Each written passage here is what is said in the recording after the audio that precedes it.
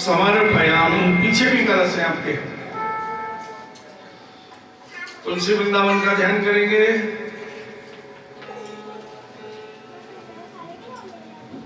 तुलस्याय रूपांतरत्नोपांतस्वाव प्रियासुरासुरैति तुलस्याः उत्तरोपासा गोविन्दस्य सदा प्रिया अशेषं हृदे पापं रक्षराजनमोऽस्तुते। ओम व्यासाय विष्णुरूपाय व्यासरूपाय विष्णवे नमो ब्रह्मदेवाशिष्ठाय नमो नमः चतुर्वक्त्रं ब्रह्माद्वावरपुर्यवालोचनं सम्भो भगवान् बादरायण व्यासाय नमः। समर्पयामि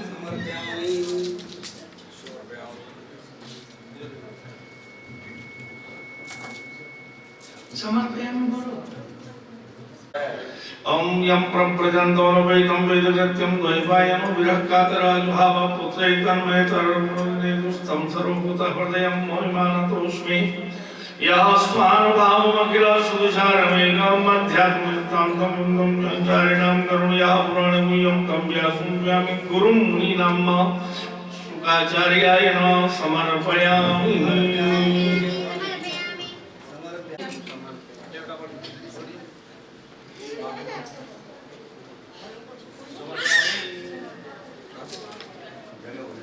भागवत जी का ध्यान करो। भागवत भगवान की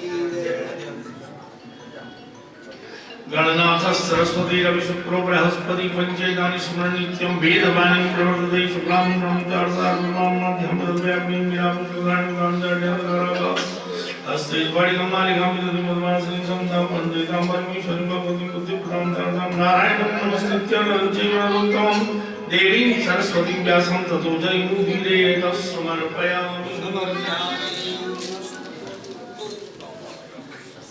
जलपत्र स्पर्श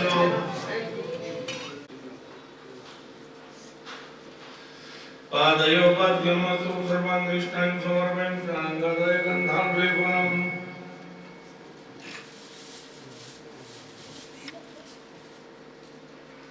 त्वां गन्धर्वा गणस्त्वामिन्द्रस्त्वां बृहस्पतिः त्वां गौखदे सोमो राजा विद्वान् युष्मादमुच्यत।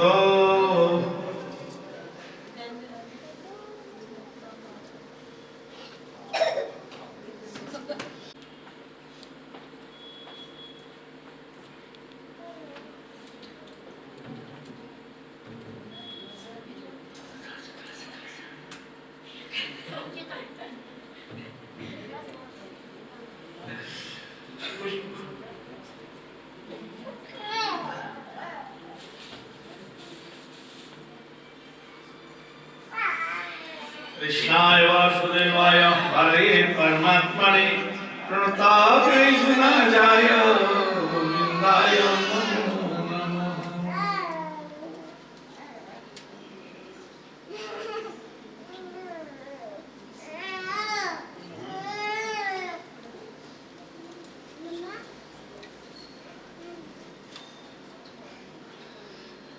इदं फलं मया देवा स्थापितं मूर्तस्तव तेमि सफलावाप्तिर्भवेत् जन्मनि जन्मनि।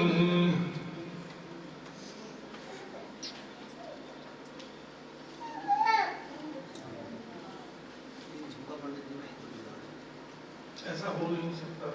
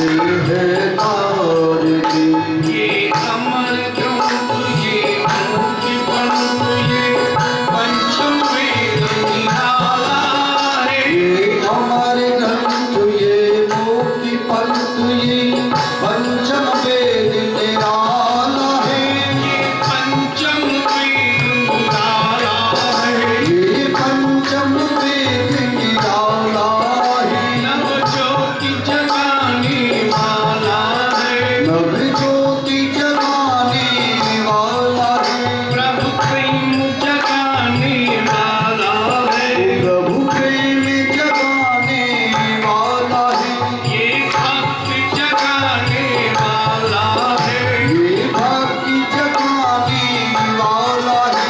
हरि नाम यही हरि ध्यान यही, हरि नाम यही हरि ध्यान यही, हरि नाम यही हरि ध्यान यही, हरि नाम यही हरि ध्यान यही। जग के मंगल की आरती, पापियों को पाप से बचाओ। वो श्री भागवती भगवान की है आरती, हम आरती। पापियों को पाप से है तारती। ये शांत गीत भावन पुनीत, पापों को मिटाने वाला है, ये शांति गीत पावन पुनि पापों को मिटाने वाला है। पापों को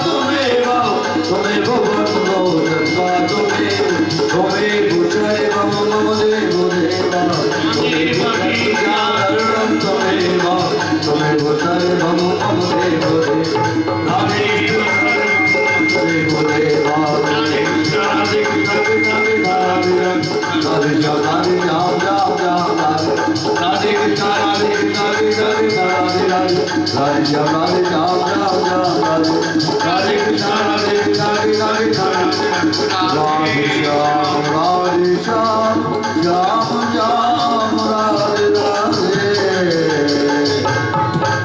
सर्वमंगल मंगल्ये शिवे सर्वार्थ साधिके शरण्ये त्र्यंबके गौरी नारायणी नमोस्तुते। ज्वालामालिन्यमारब्धं शुद्धिकरणं पुष्पदेवादिवन्दितं पुष्पाञ्जलिं जनिं जनिमयं तदेवास्तानि धर्माणि त्वन्यासन्नुते हनकं महिमानं सुचन्द्रपूर्वे साध्यावन्ति देवा। ओम राजाधिराजाय प्रसीदाय नमः विश्रवणाय गुरुवे समेधामानकामनाय मह्यं कामीश्वरो विश्रमसात्कुवीराय विश्रवणाय महाराजाय नमः। स्वस्ति साम्राज्यं भोज्यं स्वराज्यं वैराज्यं वारमिष्ठं राज्यं महाराज माधवत्वं समधोर्याय सार्वभौमो सर्वायुष्यामदाय ग्राणिति तदाप्येषलोकोऽपि समर्था परिविष्टारुच्यां संग्रयायुष्कं प्रेम विश्वदेवासभा सर्वमिति विश्वचक्षुर्दो विश्वतोमुखो विश्वतो वाहुः विश्वतस्मात् सम्भाव्यं नमः सम्पत्त्रैर्दियावा भूमिञ्जनेन देवेन तपुषाय विद्महे महादेवाय धीमहि तन्नो रुद्रः प्रचोदयात्। श्रीवंतिका जम्बलबाड़लब्धि पुण्यवदाधिकर्विशाल पुष्पे बिल्वत्पाल तुलसी धर्मंजरी की त्वां पूज्य अमृतेश्वर में प्रसीद नाना सुगंधि पुष्पाणि यदा कालो भवानि च पुष्पांजलिं मया दत्ता ग्रहण ब्रजेश्वरः पुष्पांजलिं समर्पयामि। बोलिए नंदन भगवान की जय, राधा गोविंद भगवान की जय, व्यास भगवान की जय, देव भगवान की जय, ईश्वर भगवान नमः पार्वती पते। हर हर महादेव हर हर महादेव हर हर महादेव। एक परिक्रमा करो प्रभु को प्रणाम करें और बड़े ही प्रेम से कथा गंगा में उद्योग दिवाकर करो ज्वलकांतिकांतम विघ्नेश्वरं सकलविघ्नहरं नमामि। ब्रजे वसन्तं नवनीतचौरं गोपाङ्गनानां यदुकूलचौरम्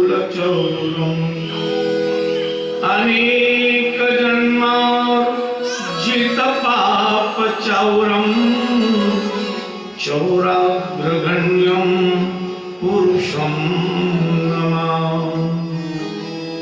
दक्षिणे लक्ष्मणो यस्य वामे च जनकात्मजा पुरतो मारुतिर्यस्य तं वन्दे रघुनन्दनं। चरितं रघुनाथस्य शतकोटिप्रविस्तरम् ऐकैकम् अक्षरं सां महापातकनाशनम्। अज्ञानतिमिरान्धस्य ज्ञानाञ्जनशलाकया चक्षुरुन्मीलितं येन तस्मै श्रीगुरुवे नमः। मातरं गोदावरीं पितरं राधामोहनं सर्वमङ्गलं कुलदेवं जानकीरां प्रणमाम्यहम्।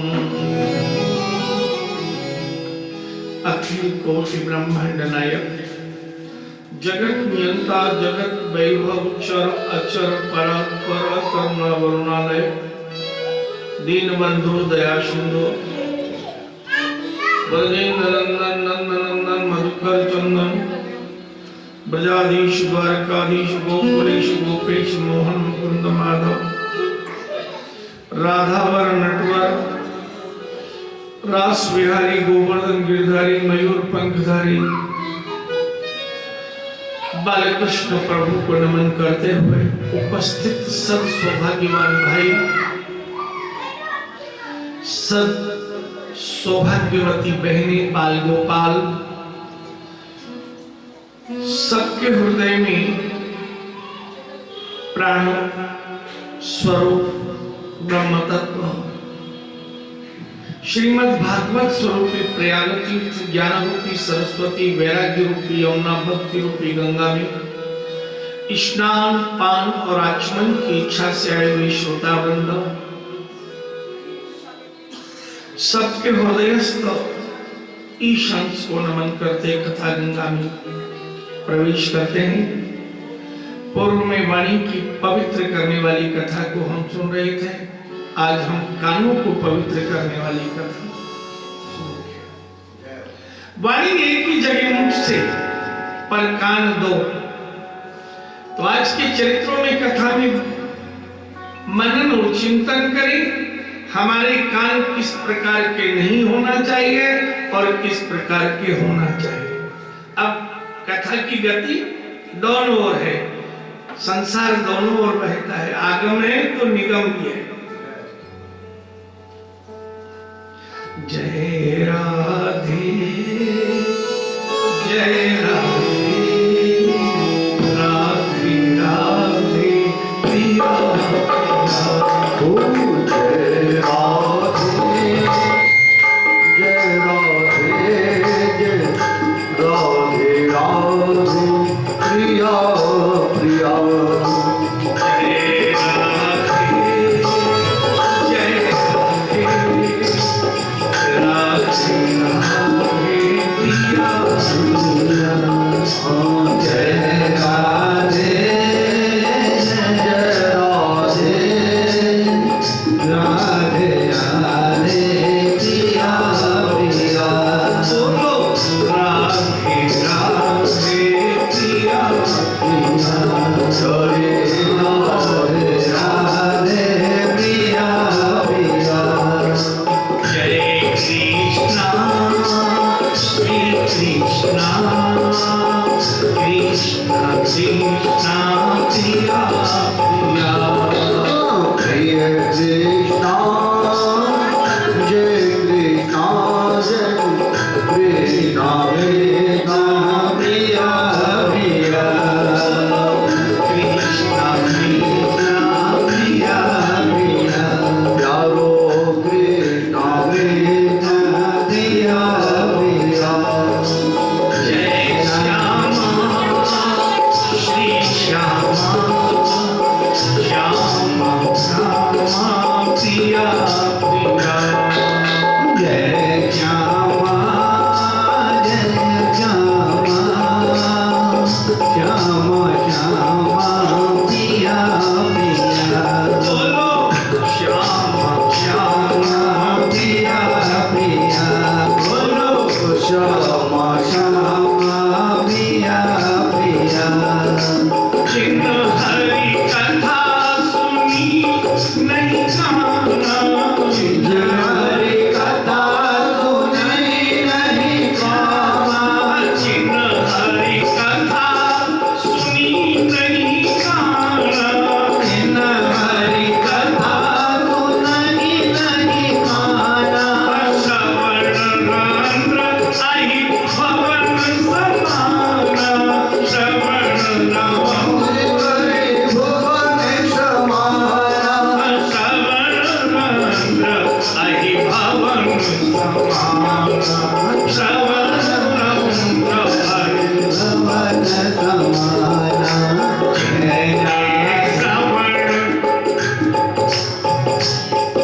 श्रवण मानी कान। जिन्होंने हरि की कथा नहीं सुनी और संसार की व्यथा सुनी, वो तो सांपों के बिल हैं। आही भवन, सांप के का संसार की माया में डूबोगे। और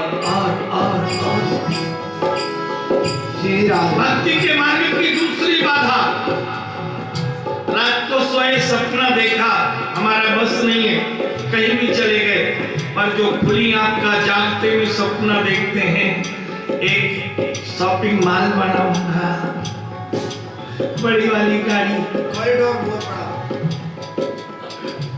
बहुत बड़ा बंगला। जो खुली आंख का सपना, मेरा पुत्र ऐसा होगा, मेरी बहू ऐसी होगी, मेरे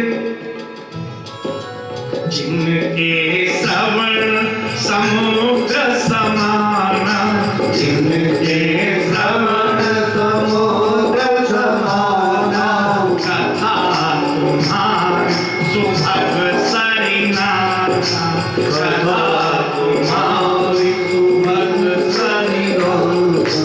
जिनके समुद्र जैसे कान हो, कैसी भी नदियां आए और सब समाहित हो जाए, कभी बाढ़ नहीं है। भगवान ने कान कैसे बनाए? सीधे। और जो काम का नहीं है उसको इधर से घुसाओ, इधर से, और जो थोड़े काम का है, थोड़े, उसको यहाँ तक ले जाओ, और जो ज्यादा काम का है उसको नीचे उतार दो। भैया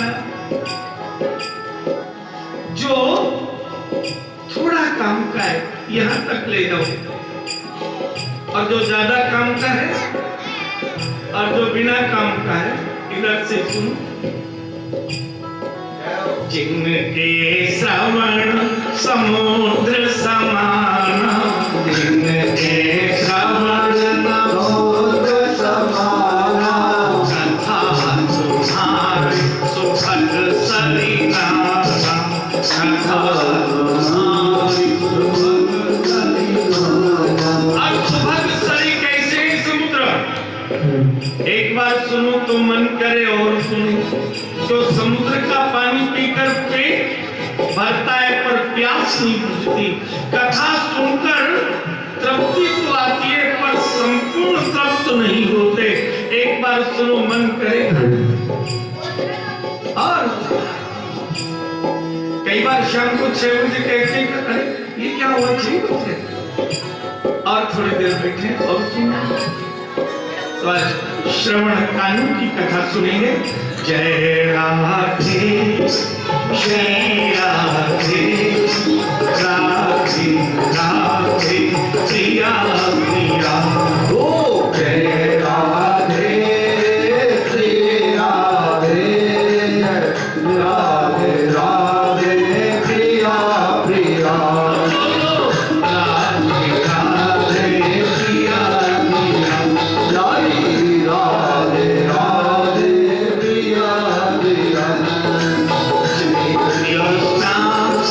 श्री कृष्ण कृष्ण कृष्ण प्रिया प्रिया। हरे जय कृष्णा हरे कृष्णा, जय कृष्णा कृष्णा प्रिया प्रिया। कृष्ण कृष्ण प्रिया प्रिया। कृष्णा कृष्णा प्रिया प्रिया। बोलो राधे राधे प्रिया प्रिया। बोलो राधे राधे प्रिया प्रिया। जादू श्यामा श्यामा प्रिया प्रिया।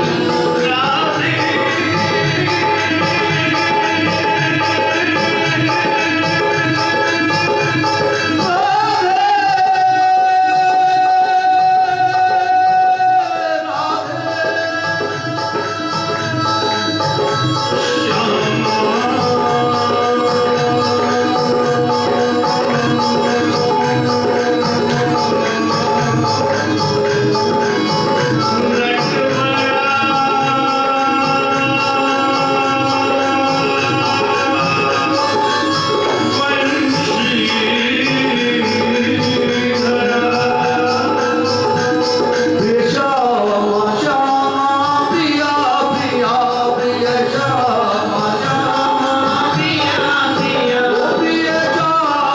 श्यामा प्रिया प्रिया प्रिया। प्रिया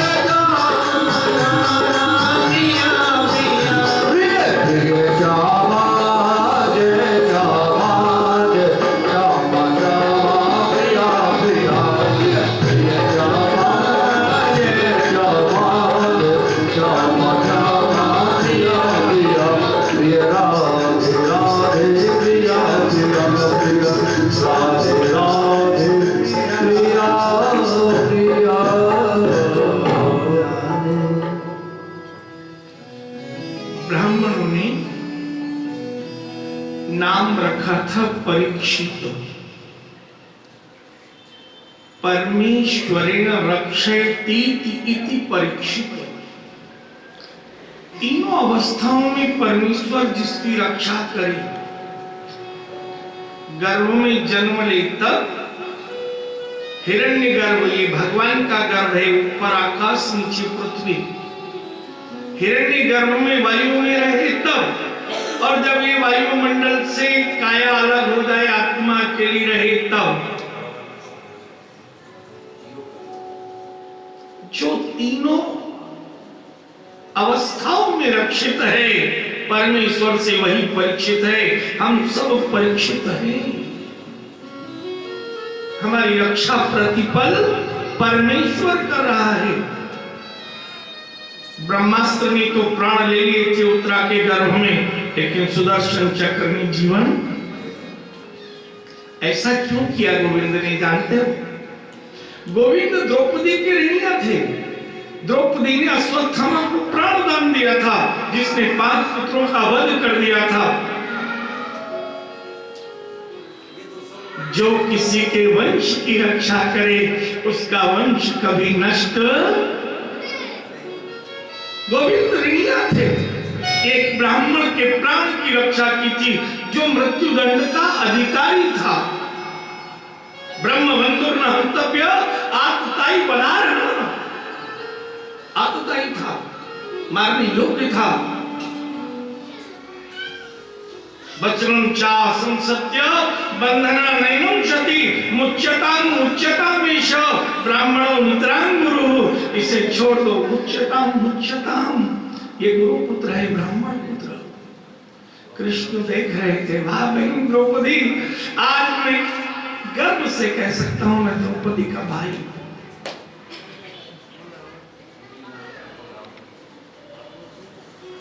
वंश की रक्षा की थी। सप्तद्वीप पृथ्वी के राजा बने। कभी कभी भेष बदलकर प्रजा के सुख दुख जानने का प्रयास करते थे। एक दिन घोड़े पर बैठकर छद्म वेश धारण रखा हुआ था, जा रहे थे, तभी देखा एक बैल जिसके 3 पैर पहले ही कमजोर थे, चौथे पैर पर एक राजसी वेश वाला काले रंग का पुरुष, जिसने मुकुट धारण किया था, दंड से प्रहार कर रहा था। वो वृषभ बैल रंभा रहा था। एक गौ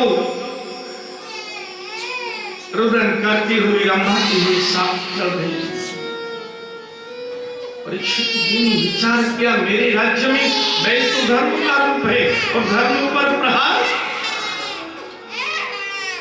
छद्म वेश उतार दिया, खड्ग हाथ में ले लिया। मैं तुम्हें मृत्यु दंड दूंगा। मैं राजा परीक्षित पांडु प्रकोप, मेरे राज्य में अधर्म। उस पुरुष ने दंड को रख दिया और अपना मस्तक मुकुट उतारकर परीक्षित के चरणों में रख दिया। कितना भी बड़ा अपराधी हो, अगर शरण में आ जाए तो राजनीति कहती है उसे मृत्यु दंड नहीं दे सकते। शरणागत कहूं जे तजहि, हित अनहित अनुमान, ते नर पावर पापमया, ते नहीं बिलोकत। शरण में कौन हो? मेरा नाम कलयुग है। द्वापर को गए 125 वर्ष हो चुके हैं भगवान श्री कृष्ण के प्रेम को, और मुझे अब तक मेरा ही युग होने पर आपकी इस पृथ्वी पर प्रवेश नहीं मिला। ये बैल धर्म का रूप है। इसके 4 चरण हैं, सत्य, तप, सतयुग में संतोष रूपी चरण पर ये बल युक्त रहता है। त्रेता में तपस्या रूपी,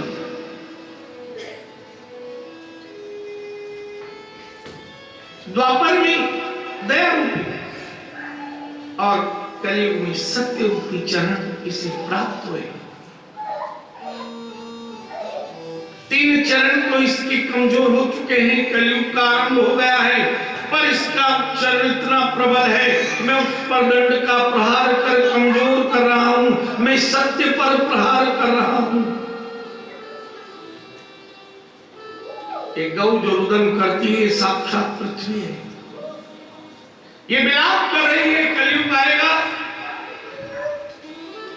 अनेक प्रकार के अधर्म होंगे तो मैं रसातल में चली जाऊंगी। महाराज मैं आपकी शरण में हूं, मुझे आश्रय दो। परीक्षित विचार करते हैं, कलियुग समयुग आनंद, जो नर कर विश्वास, गाय नाम गुण गण प्रबल, भवतर बिनहि प्रयास। कोई प्रयास नहीं करना, बिना प्रयास के भव कर जाएगा। सतयुग में मुक्ति समाधि से, त्रेता में तपस्या से, द्वापर में यज्ञ से और कलयुग में नाम जप से। कलयुग केवल नाम आधारा, सुमिरि सुमिरि नर उपरहि पारा। कलयुग केवल नाम आधारा, सुमिरि सुमिरि नर उपरहि पारा। कलयुग केवल नाम का आधार। बोले कलयुग धर्म को और पृथ्वी को छोड़ दो, मैं तुम्हें एक नहीं 4 स्थान दूंगा। कलयुग में का फिर तो आनंद है।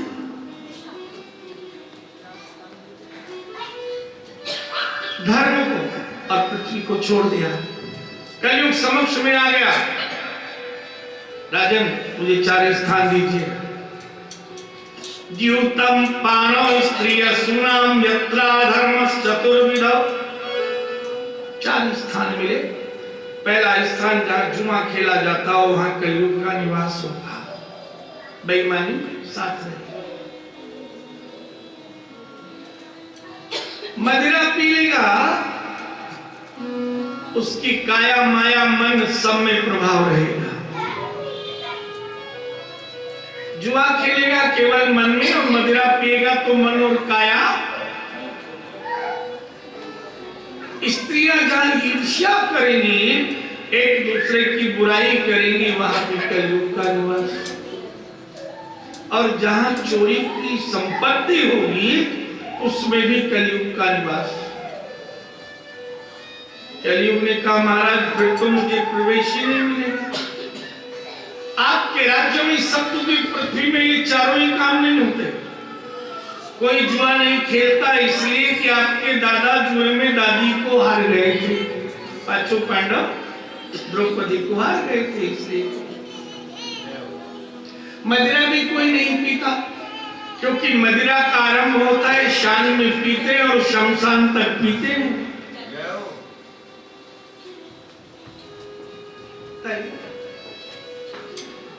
सब धीर वीर गंभीर हैं, अपना भला बुरा, अपने परिवार का भला बुरा जानते हैं। कोई नहीं पीता। अभी श्री कृष्ण को स्वधाम में 125 वर्ष हुए हैं, इसलिए स्त्रियों में तो प्रीति भरी है, ईर्ष्या है ही नहीं।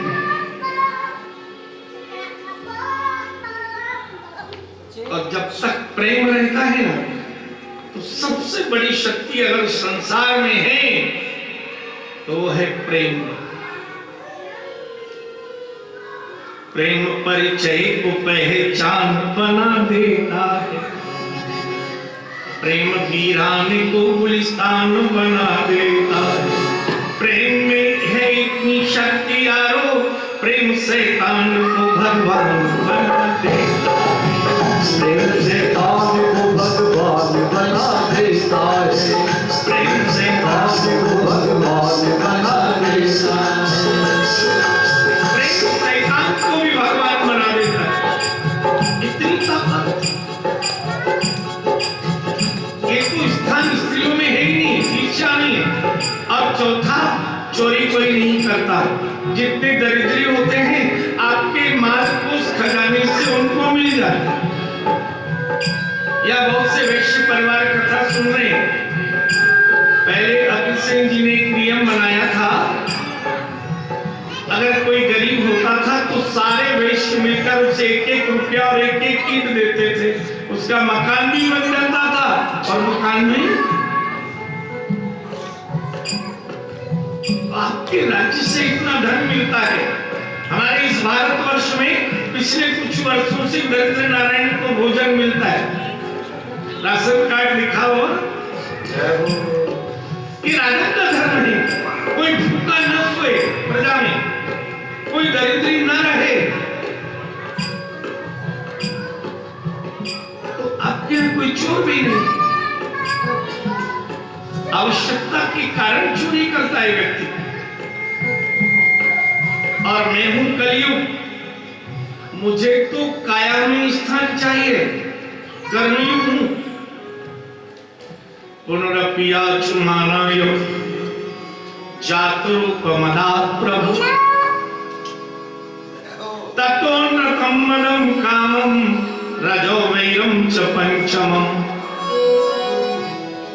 5 स्थान पुनः दिए, 4 काया में और 1 माया में। बोले काया अकेली नहीं, माया के साथ ही काया चलती है। पहला स्थान दिया अमृत झूठ बोलने में, पहला स्थान है कलयुग का। सत्य बोलोगे कलयुग आरंभ हो जाएगा, एक झूठ को छुपाने में दूसरे पर। तत्वन्नतम मदम। दूसरा अहंकार, मनुष्य है ना हम, महाराज मनु की संतान मनुष्य थी। थोड़ा सा धन आए तो अपने आप को धनवान समझ लेते हैं, थोड़ा परिवार बढ़ जाए तो बलवान समझ बैठे हैं, थोड़ी शक्ति आ जाए तो पहलवान समझ लेते हैं, थोड़ा पढ़ लिख जाए तो विद्वान समझ लेते हैं, पद मिल जाए तो पदवान, सुंदर रूप मिल जाए तो रूपवान, सुंदर जाति मिल जाए तो जातिवान। ये 8 प्रकार के मद हैं। ये अहंकार मनुष्य की मन से ऊंचे हो जाते हैं, भले कर्म से न हो। कामम, कामनाएं। कोई पूछे तो भैया अगर तुम्हें कितना धन हो जाए तब तुम संतोष रखोगे? बोले उसका कोई लिमिट नहीं।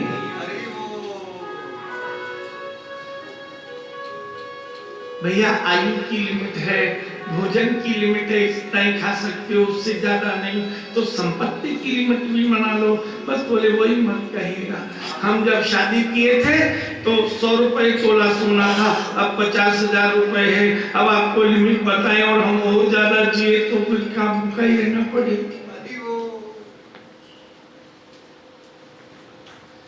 काम बोले कामनाएं कैसे सीमित हो, इच्छाएं कैसे पूर्ण हो? राजो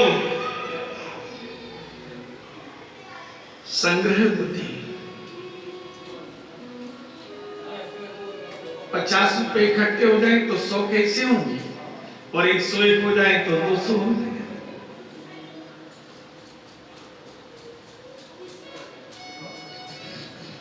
वैरम शत्रुता, जहां शत्रुता होगी वहीं कलयुग का निवास होगा। एक दीवार के पीछे लड़ाई होती है, बोले ये दीवार मेरी है नहीं तुम्हारी है, दीवार वहीं खड़ी रहती है, लोग आते और जाते रहते हैं और मुकदमे चलते रहते हैं।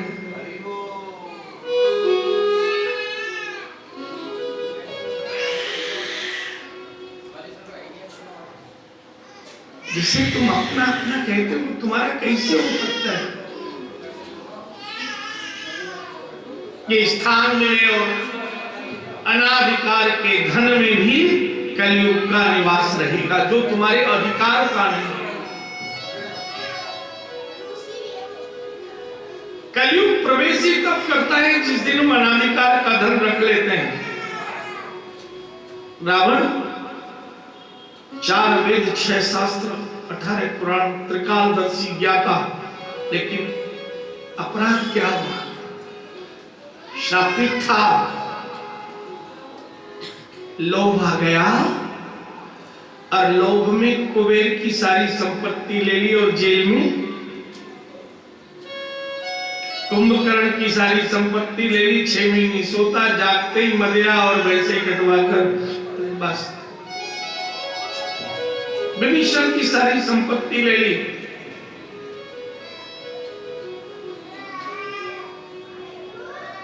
इतना शक्तिशाली था बाली, 6 महीने कांख में रखा रावण को, लेकिन अपराध हुआ सुग्रीव की सारी संपत्ति।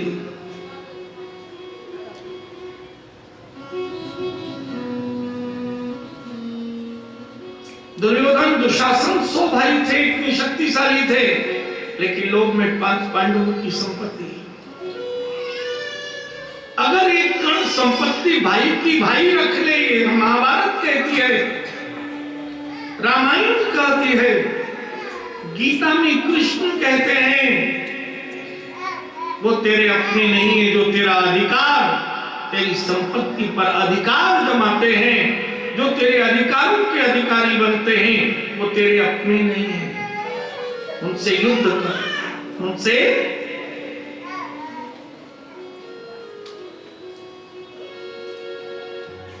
तो पहला तो धर्म कहता है कि भाई बहन का धन भी गलती से ना आ जाए।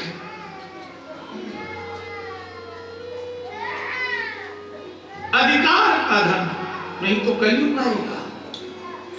अब तो कलयुग में सोचा, अब तो मैं राजा परीक्षित के घर भी जा सकता हूं। बोले मेरे को ये 5वां स्थान दे दो। एक दिन राजा परीक्षित वन में शिकार करने जा रहे थे,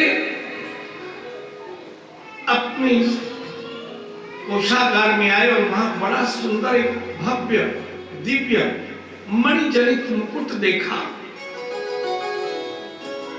ये मुकुट अर्जुन, भीम और कृष्ण जरासंध को मारकर लाए थे। जरासंध का मुकुट था, अनाधिकार का धन। परीक्षित ने आज सिर पे रखा, कलयुग उसमें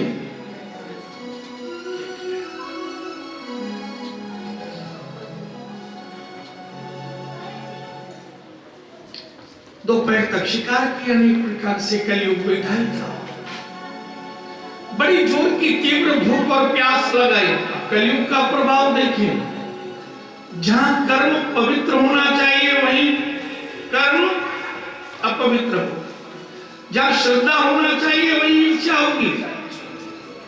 एक पर्वत पर चढ़कर देखा, एक कुटिया दिखाई दी, कुछ वृक्ष लगे थे, पक्षी उड़ रहे थे। बोले वहां जल जरूर होगा, भोजन के फल भी होंगे।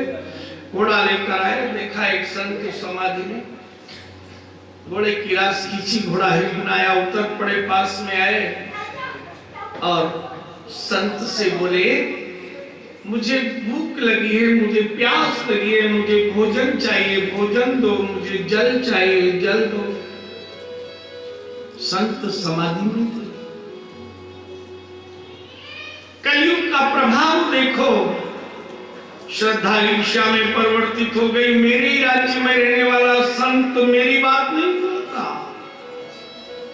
मेरे ही राज्य में रहने वाला संत मेरी ही बात नहीं सुनता। लगता है मुझे देखकर आंख बंद की है। कलयुग का प्रभाव, अज्ञानता देखें। एक मरा सर्प वृक्ष पर लटका था, उसी को तीर की नोक से लेकर संत के शरीर पर गतिमान करने लगे।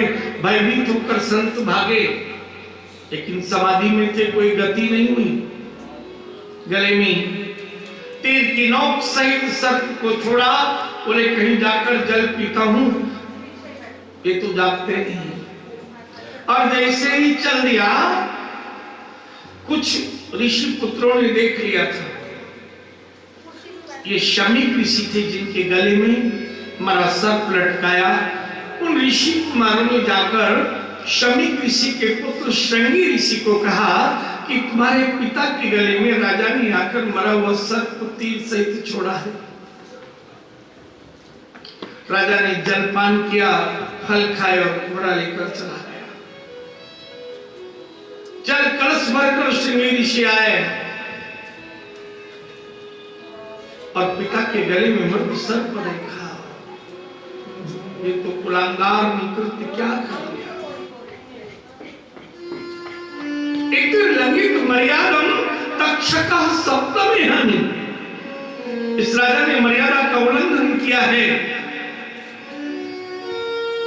जिस शरीर में ब्रह्म का मिलन हो रहा था, जो समाधि में थे, बराबर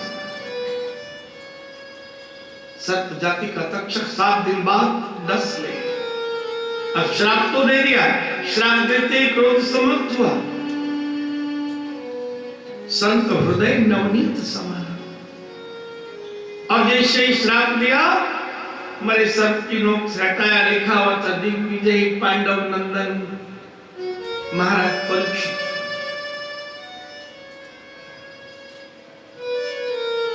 जल के कलश से पिता को स्नान कराया।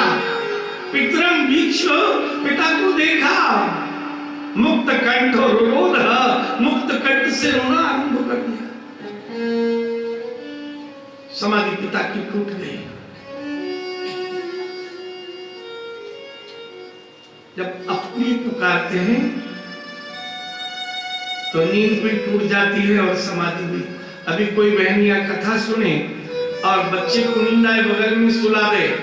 कथा सुनते में अगर बच्चा रोएगा तो वही सुनेगी और किसी को सुनाई नहीं आएगी बच्चे की आवाज, क्योंकि वो शरीर से यहाँ थी पर चित्त वहीं था। उठेगी और बच्चे के पास पहुंच जाएगी। आज पुत्र रोया मुक्त कंठ से, पिता जागे और पिता ने सारी अपने दुख का कारण व्यथा बताई। शमी ऋषि ने कहा, पुत्र तुमने ठीक नहीं किया। राजा तो धर्म का पिता होता है। वेद कहते हैं 5 पिता होते हैं। जन्मदाता है, जिसने जन्म दिया है वो तो काया का पिता है। परमात्मा धर्म के पिता हैं। प्रकृति धर्म की पिता है। राजा धर्म का पिता है, सारी व्यवस्था करता है।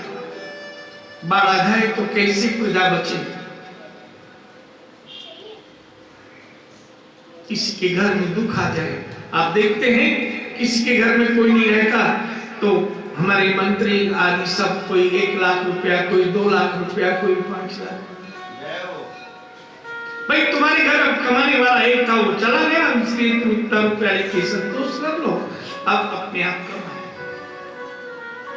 और उत्तर प्रदेश में तो अभी योगी जी ने एक और कि जितने लोग कोरोना में नहीं रहे उन बच्चों को पालते हैं, उनके नाम बैंकों में एफडीआर की गई है। उस ब्याज से उस बच्चे का एक खर्च वहां के एसडीएम लिखते हैं कि मेरे राज्य में 10,000 बच्चे हैं, उनको कैसे कपड़ा मिले, कैसे भोजन मिले, जिनके माता पिता दोनों गैरों का पालन करते। ये राजा का धर्म है, धर्म का पिता है राजा। ऐसा करो पुत्र, जाकर राजा को बता दो तुमने श्राप दिया है, कि ब्रह्म श्राप से कोई बचता नहीं है।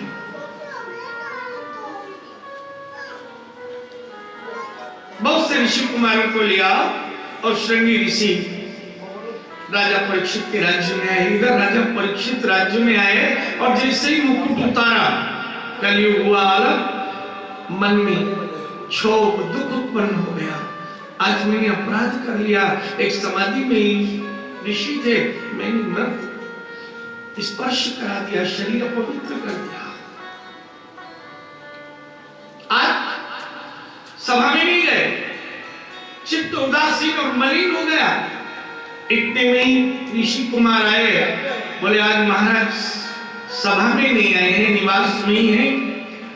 निवास महल के द्वार पर आकर ऋषि कुमार ने कहा, हमें आवश्यक रूप से अत्यंत शीघ्र राजा जी से मिलना आवश्यक होता है।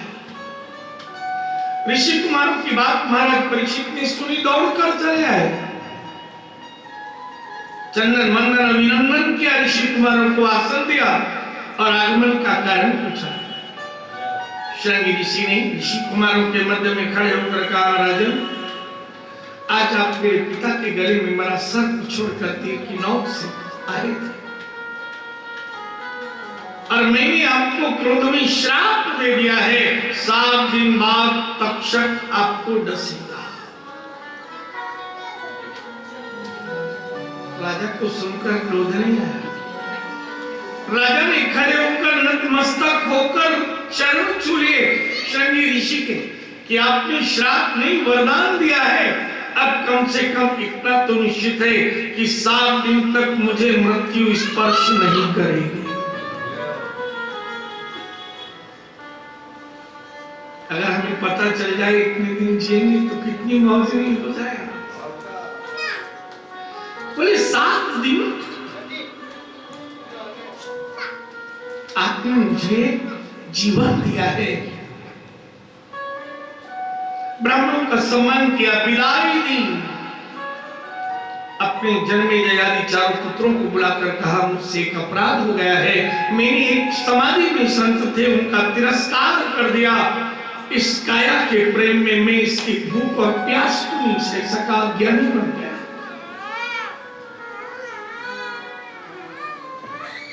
आप किसी ब्राह्मण संत के पास जाओ तो सबसे पहले क्या कहेगा कि तुम्हारे अंदर ज्ञान का बल रहे।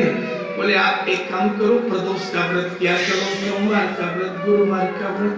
बोले जिस दिन तुम भूखे रहना शुरू करोगे और भूख पर संतोष हो जाएगा, प्यास पर संतोष, निर्जल व्रत करोगे, उस दिन आपकी मन में भी संतोष होने लग जाएगा। जैसा खाओगे अन्न वैसा बनेगा मन, जैसा पियोगे पानी वैसी बनेगी वाणी, और जैसी रखोगे दृष्टि वैसी बनेगी सृष्टि।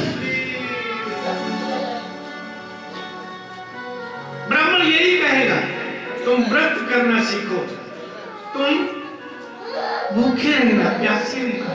बोले भूख प्यास के प्रेम में मैंने एक संत का अपमान कर दिया, मेरी आयु चली गई, मेरी धर्म चला गया, मेरे पुण्य चले गए, और अपना मुकुट जन्मेजय को दे दिया। एक कॉपी धारण की, ब्राह्मणों को बुलाया, ब्राह्मणों से कहा मेरी 7 दिन की आयु है, एक पाप मुझसे बना है, उस पाप का प्रायश्चित क्या करना चाहिए। ब्राह्मण अनेक साधन बताते, राजा को संतुष्टि नहीं मिलती, चले जा रहे थे। गंगा तट की ओर कोई अवश्य मिलेगा, तत्राभवत् भगवान व्यास पुत्रो, और सामने से व्यास पुत्र सुखदेव जी चले आ रहे थे। आरक्षलिंगो निजनाम तुष्टो, एक कोपी धारण की हुई थी, एक कमंडल, और बड़े धीरे धीरे नीचे भूमि देखकर चल रहे। अवधूत वेश, राजा ने प्रणाम किया, और वही एक प्रश्न, एक पाप मुझसे बन गया है संत भगवान, मैंने एक समाधि में संत थे उनका अपमान कर दिया, मैं श्रापित हूं, मेरी 7 दिन की आयु है, मैं पाप का प्रायश्चित करना चाहता हूं। सुखदेव जी ने देखा, राजा तूने बहुत सुंदर प्रश्न किया है, जगत की भलाई का प्रश्न है। राजन, पाप 3 प्रकार से होता है, मन, वाणी और कर्म से, और पाप का प्रायश्चित भी 3 प्रकार से होता है। मन का पाप सुमिरन करने से, स्मरण करने से समाप्त होता है, वाणी का पाप कीर्तन करने से समाप्त होता है, और कर्म का पाप, काया का पाप कथा सुनने से। 7 दिन रात तुम कथा सुनो, तुम्हारे पाप का प्रायश्चित हो जाएगा।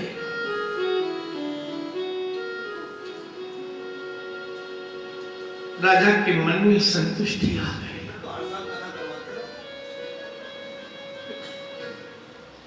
राजा ने आनंद में चंदन वंदन अभिनंदन किया। गुरुदेव, मैंने कभी कथा नहीं सुनी, आप मुझे बताएं श्रोता के लक्षण क्या है।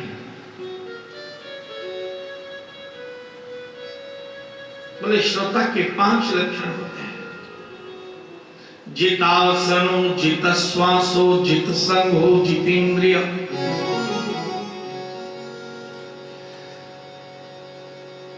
चार काया में और एक मन में। मन स्थूले रूपे मन संधारय। पहले आसन को जीतो, जैसे बैठे बैठे घुटना दुखेगा जरूर, और जब आप इसे नहीं बदलोगे तो कहेगा ये तो मेरी सुनते ही नहीं है, इसलिए दुखने से क्या फायदा, अपने आप दुखना बंद कर दे।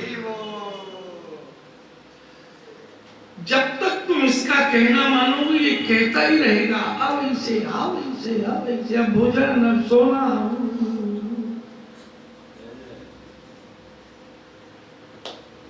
या वश में, अगर इसको वश में कर लिया वो वश में हो जाएगा, पर इसे वश। जित संग हो,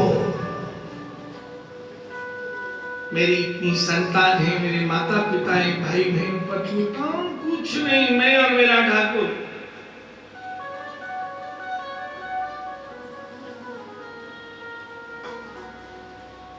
कुछ नहीं, संग को जीतो।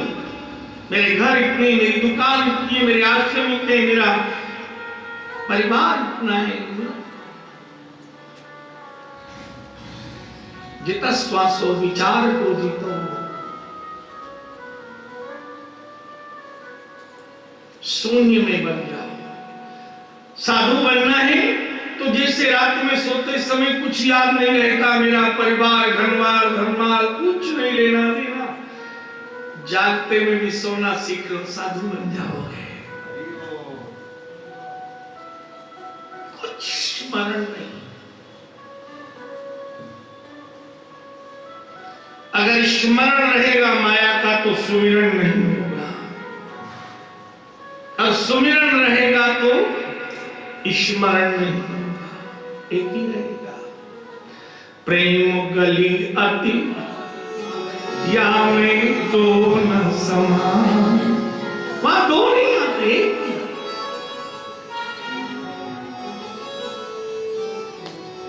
एक।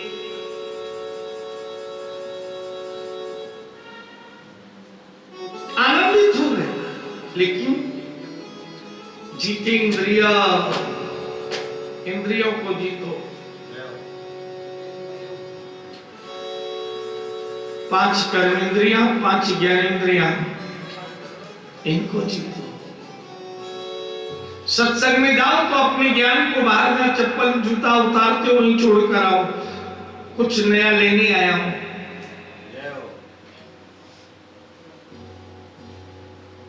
कुछ पीने आया।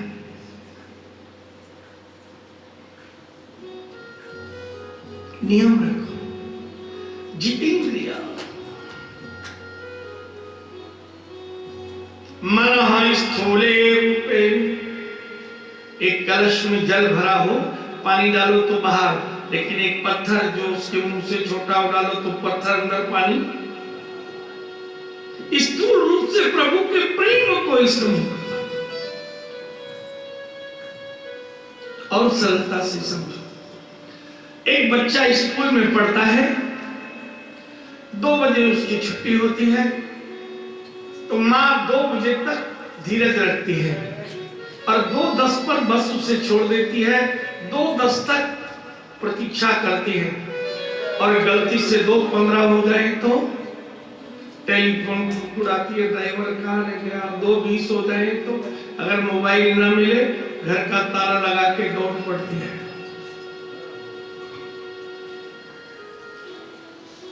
चारों देखते पुत्र दिख जाए, साइकिल से और पैदल आने वाला बच्चा हो तो और चिंता। तो जैसे प्रतीक्षा थी 2:10 तक कि अब पुत्र आता ही होगा, अब उसके बिना बेचैनी आ जाए, ऐसी निश्चितता हो कि 5 बजे गोपाल से मिलना है, 1 मिनट लेट नहीं हो जाए, वो मेरी प्रतीक्षा कर रहे होंगे। 7 बजे आरती करना है, 1 क्षण में लेट ना हो जाऊं, वो मेरी प्रतीक्षा न करे। प्रेमी का प्रेम इतना प्रगाढ़ हो। मैंने देखा है, नया नया ब्याह हो तो छोरियां फोटो से बात करती हैं अपने पति के, इतना प्रेम। तो वही अपने गोपाल से बातें करना सीखो। उत्तर मिलता है यहाँ, वहां चित्र में मरे न मिले।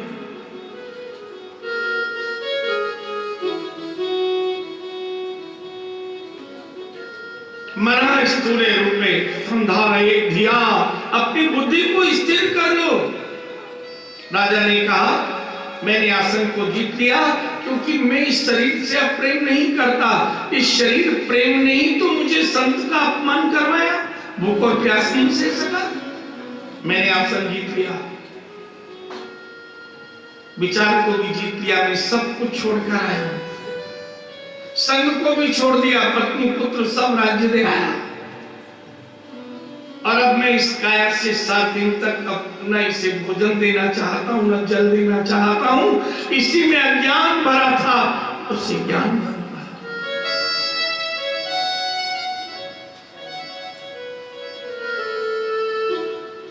मन में केवल स्थूलता से प्रभु को पाने की चाह है और पाप के प्रायश्चित से उन्मुक्त होने का भाव है।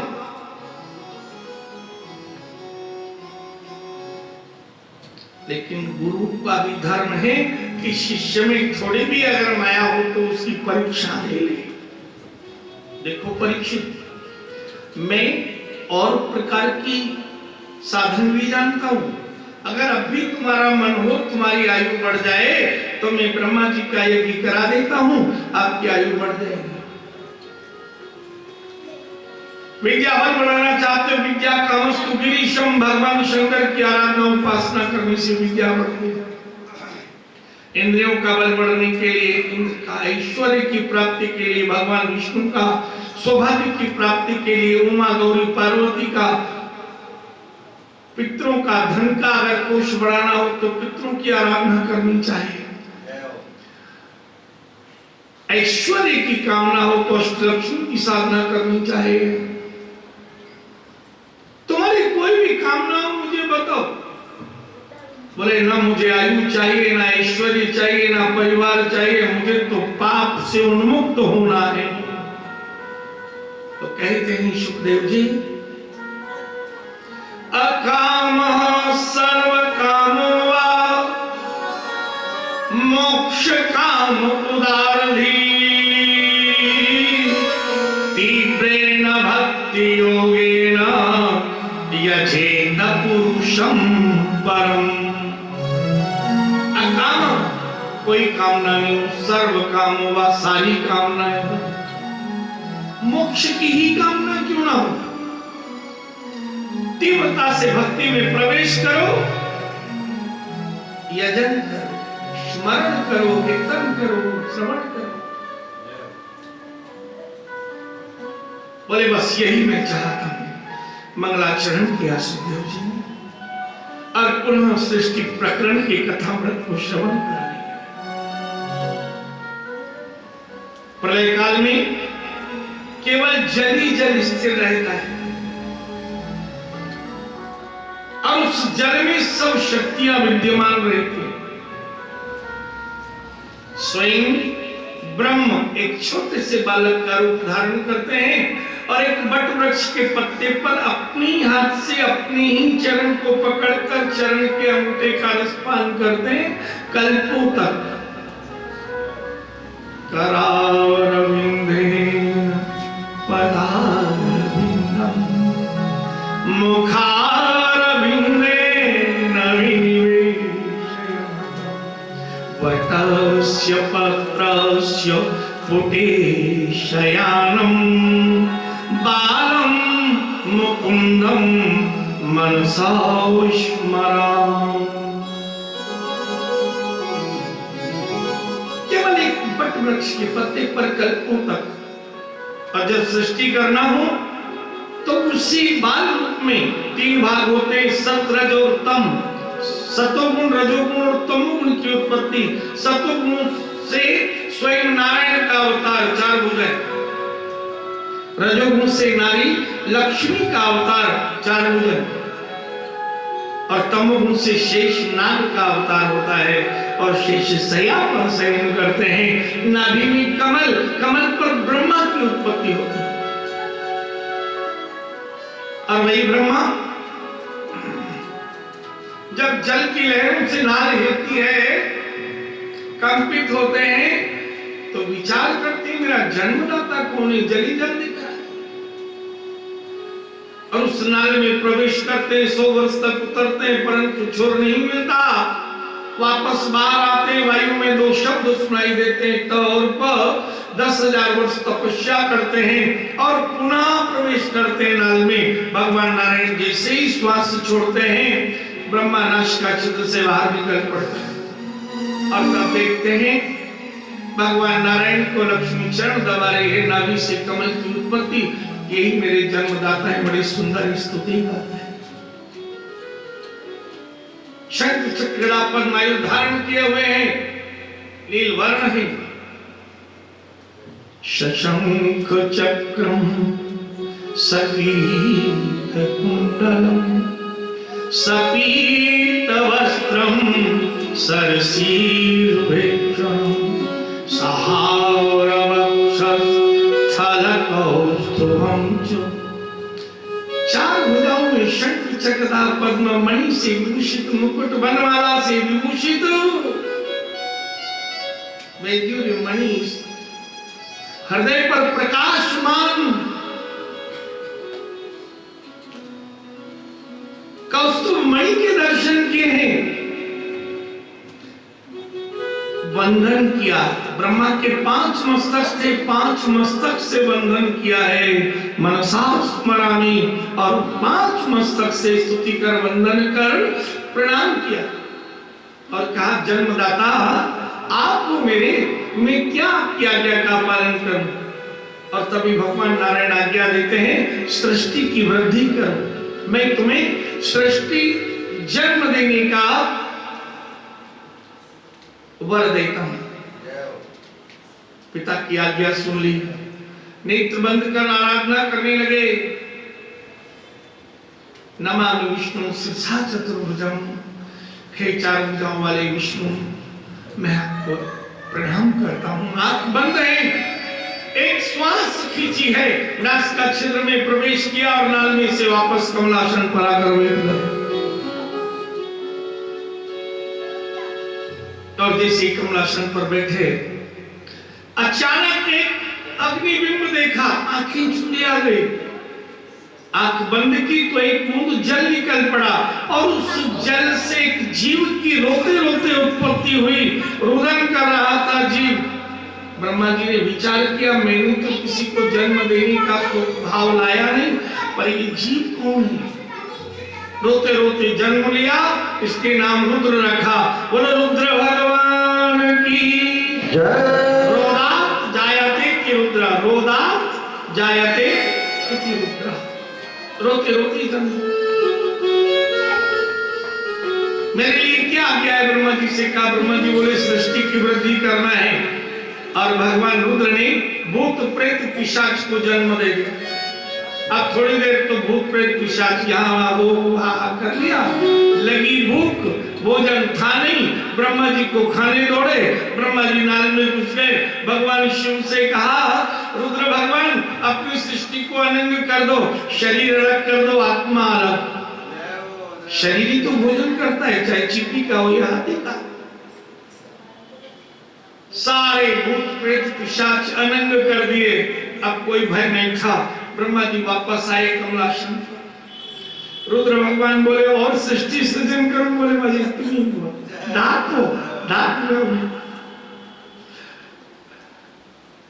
तो रुद्र भगवान ने अवतार दिया था, और वही रुद्र भगवान सदैव उनको रक्षित रखते हैं, क्योंकि उनके द्वारा ही उनकी उत्पत्ति हुई थी। विचार किया, और तभी 4 अवस्थाएं हैं शरीर की। 2 प्रकार से सोते हैं, 2 प्रकार से जागते हैं। 4 अवस्थाओं से 4 बालकों को जन्म दिया ब्रह्मा जी ने, सनक, सनंदन, सनातन, सनत कुमार। और चारों से कहा सृष्टि की वृद्धि करो। चारों बालक बोले हम चाहते हैं हमारी काया 5 वर्ष जैसी रहे और हम तो केवल भजन करना चाहते हैं, योगी बनेंगे। ब्रह्मा जी ने तथास्तु कह दिया। नेत्र बंद है, तब हृदय से नारद का अवतार हुआ। बोले सृष्टि की वृद्धि करो। बोले मैं तो कीर्तन करूंगा। विचार किया सृष्टि का सृजन कैसे हो। तभी दाहिनी भुजा से एक पुरुष और बाईं भुजा से एक स्त्री, नामकरण संस्कार किया महाराज मनु और शत्रु का। मैथुन की सृष्टि की वृद्धि कर। और तभी महाराज मनु ने कहा सृष्टि का उत्पत्ति तो करें लेकिन रहेगी कहां, चारों ओर तो जल ही जल है। नेत्र बंद कर उन्हीं नारायण का ध्यान किया कि चारों ओर जल ही जल है, सृष्टि रहेगी कहां। तभी अचानक छींक आई और छींक में एक जीव का अवतार हुआ, दीर्घ देह धारण कर ली, बड़ी दूर से श्वास ले रहे थे और प्रवेश कर गए जल में। ब्रह्मा जी आश्चर्य करने लगे, मैंने तो कुछ सृष्टि की नहीं, अपने आप हुई। और तभी जल में भयंकर युद्ध के शब्द सुनाई देने लगे, रक्त बहता हुआ दिखाई देने लगा, गर्जना सुन रहे थे, नाल हिल रही थी, किसमें किससे युद्ध हो रहा है विचार कर रहे थे। तभी नासिका से जो सूक्ष्म जीव दीर्घ अवतार लेकर प्रवेश हुआ था जल में, नासिकाग्र पर पृथ्वी को लेकर प्रकट हुआ। ब्रह्मा जी ने स्वरूप को देखा, पृथ्वी को जल में स्थित कर दिया और जल में स्थिर कर 7 खंडों में स्थापित कर दिया।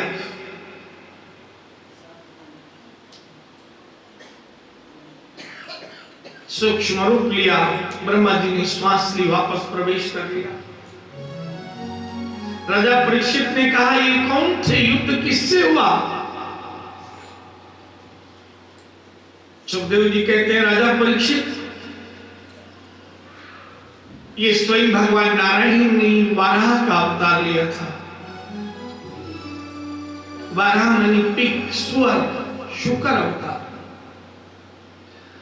बोले शुकर का अवतार क्यों लिया। बोले शुकर में एक विशेषता होती है, उसकी नासिका में एक झिल्ली होती है, इससे पानी अंदर नहीं जाता, केवल वायु जाती है।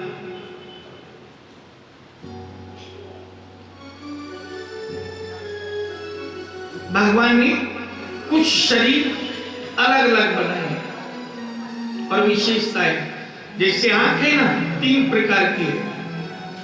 एक आंख ऐसी है जो उजाले में देखती है, दूसरी आंख ऐसी अंधेरे में देखती है, और तीसरी आंख ऐसी है जो अंधेरे उजाले दोनों में देखती है।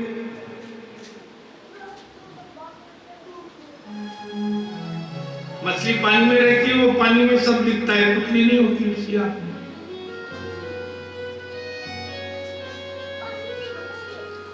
हम मनुष्य हैं, हमारी आंख उजाले में देखती है। ठीक विपरीत हिंसक पशु हैं, उनको अंधेरे में दिखता है, उजाला होते ही वो अंधे हो जाते हैं। शेर, चीता, इन्हें अगर दिखाई देता तो हम कथा में भी पिंजरे में बैठते हैं। शेर आ जाए तो आप सर्कस में देखें, सारे खेल अंधेरे में, लेकिन जब शेर का खेल आएगा तो पहले हेलोजन जलाएंगे ताकि शेर अंधा हो जाए। चाबुक भी मारे तो वो चिल्ला कर रह जाए क्योंकि अंधा है, दिखता तो है। और जो आंख दिन में और रात में देखती है वो आंख होती है भालू की आंख, बियर। उसकी आंख दिन में भी देखती है, रात में भी, लेकिन उसकी आंख 15 फीट तक ही दिखाई देता है, उससे आगे का दिखता नहीं। वो दौड़ता ही नहीं है, कहीं चले गई धीरे, क्योंकि वहां से आगे का तो अंधकार है। कॉनकेव और कॉनवेव 2 प्रकार की आंखें। हमारी आंखें जितना बड़ा है उतना ही देखती हैं, लेकिन हाथी की आंख है ना, उसको उसको छोटा भी बहुत बड़ा दिखता है, वो चित्र भी देख लेता है, और आंख उसकी होती छोटी है पर उसमें कई गुना मनुष्य से पहाड़ जैसा दिखता है, इसलिए भयभीत रहता है आदमी। छोटी सी आंख। उस लीलाधर की लीला देखोगे, नेति नेति वेद कहता है, न इति पार ही नहीं।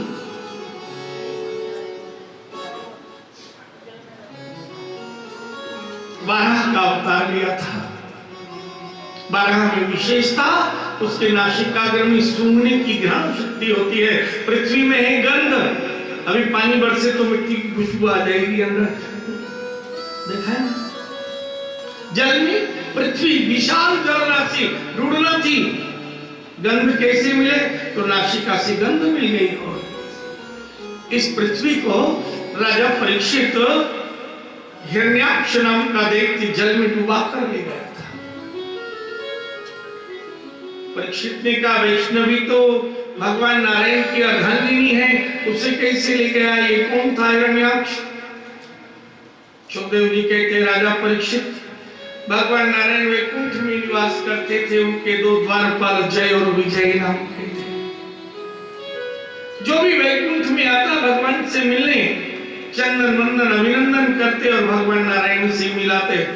एक बार मन में विचार आया, कई लोग तो रोज कई बार आते हैं, बार बार उनकी स्तुति गाएं, चंदन वंदन करें, हमारा अपना कोई वजूद, कोई अस्तित्व ही नहीं है। मन में विचार किया कि हमारी इच्छा होगी उसे मिलाएंगे और जिससे इच्छा नहीं होगी उसे वापस करें। गोविंद ने विचार किया, संसारी के द्वार पर आकर कोई लौटे ये तो ठीक है, पर मेरे द्वार से कोई वापस जाए।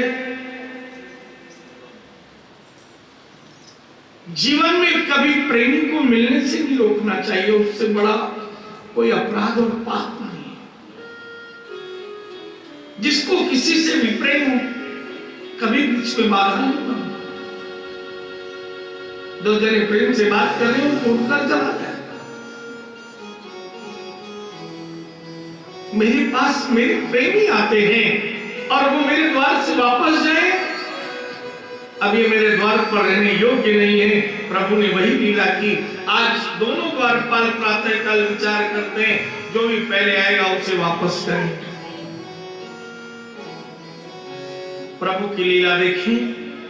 चारों ब्रह्मा के पुत्र सनक सनंदन सनातन सनत कुमार, 5 वर्ष के बालक की काया है और 5 वर्ष के बालक को कोई रोक टोक नहीं होती, चाहे वो गृहस्थी में चला जाए, चाहे सन्यासी के पास चला जाए, उससे मैं कमीन सर नहीं पूछना पड़ता।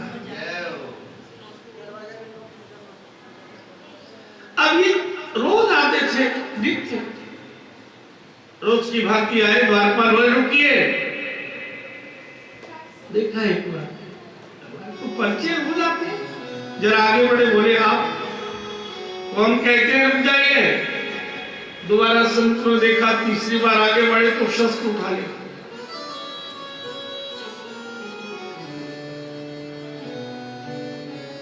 क्रोध का पारावार नहीं रहा। प्रभु प्रेमी को प्रभु से मिलने 3 बार रोक दिया। द्वारपालों, तुमने शस्त्र उठाया है, कोई भूल से तुमको कह दे मैं तुम्हें मार दूंगा, केवल मुझसे कह दे और उसको तुम मार दो, उसका हत्या का दोष नहीं लगेगा। अक्रूर जी जब कृष्ण को लेने गए ब्रजधाम वृंदावन, तो कंस ने पहले ही कह दिया था अगर बिना लिए आए तो मैं तुम्हें मार दूंगा। तो काका अक्रूर ने विचार किया, इसने तो मुझे मार ही दिया, कह दिया, सो कर दिया, अब इसको मारने का मुझे पाप नहीं लगेगा, मैं जरूर लेकर आऊं। जो वाणी से एक बार कह दे तुम कर दो, पाप नहीं लगेगा।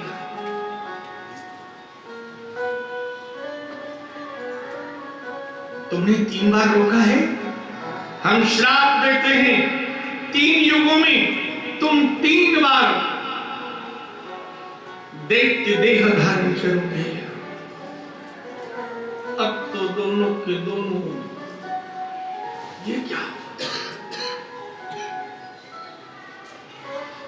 कलयुग की आयु है 4,32,000 वर्ष, इससे दूनी द्वापर की आयु है 8,64,000 वर्ष, 3 गुनी आयु है त्रेता की 12,96,000 वर्ष और 4 गुनी आयु है सतयुग की 17,28,000 वर्ष। एक अवतार होगा 17,28,000 वर्ष बाद, दूसरा अवतार होगा 12,96,000 वर्ष बाद, तीसरा अवतार होगा। लाखों वर्षों के लिए भगवान से दूर। और देखते देखते हम रोज किसी के घर जाते हो, दरबार जानता हो और हमको किसी दिन रोके तो मन में क्या आता है कि घर के मालिक ने हमारे लिए जरूर मना कर दिया होगा, ये तो द्वारपाल है, इनकी क्या हिम्मत। भगवान लक्ष्मी नारायण ने विचार किया, संत है क्रोध में, द्वारपालों को श्राप दे दिया, कहीं हमें भी श्राप दे दिया तो लक्ष्मी नारायण दौड़ते हुए आए, स्तुति करते हुए चारों संतों को। और जो चंदन वंदन अभिनंदन द्वारपाल करते थे वो आज लक्ष्मी और नारायण ने किया है।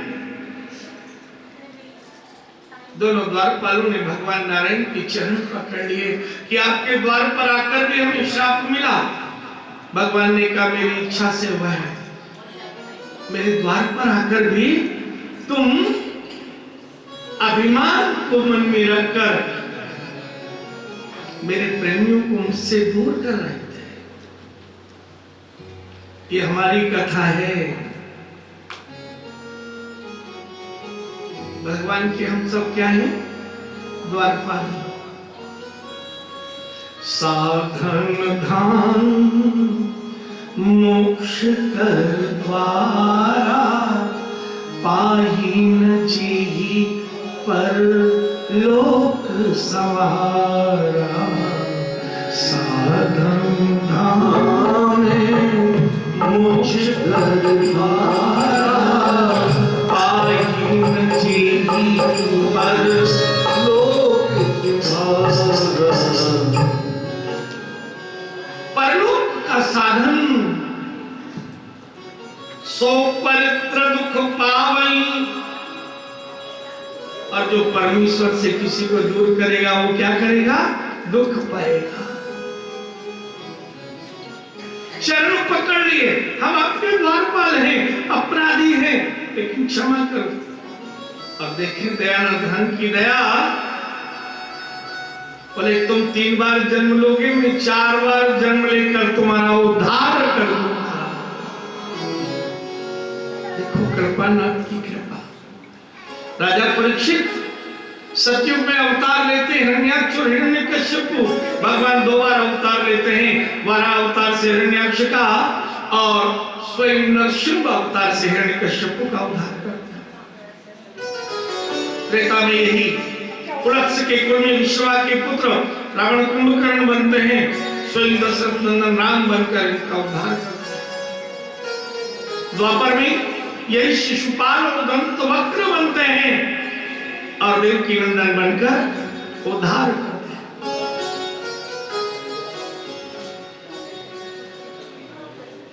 पहला अवतार कश्यप के कुल में होता है, उत्तम कुल में, क्योंकि भगवान के द्वारपाल हैं।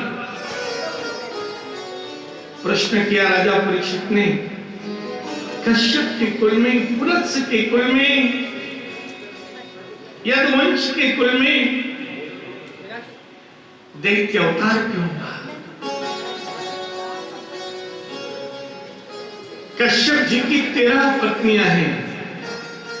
ये कन्याएं हैं ब्रह्मा के मन से उत्पन्न दक्ष की पुत्रियां। अदिति की नाम की कन्या से देवताओं का अवतार है और दिति से दैत्यों का अवतार है। मां अलग अलग है और पिता एक। सौतेले भाई है,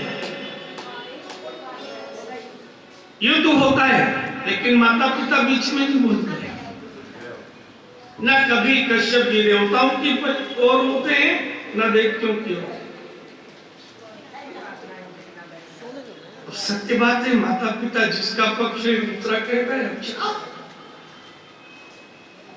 मैं ऐसे ही थोड़ी आया हूं सड़क से, मैं भी तो वही हूं। द्वितीय से दैत्यों का अवतार का कारण क्या है? सुखदेव जी कहते हैं, राजा परीक्षित, श्रापित दोनों दैत्यों की आत्मा पृथ्वी पर भ्रमण करती थी। एक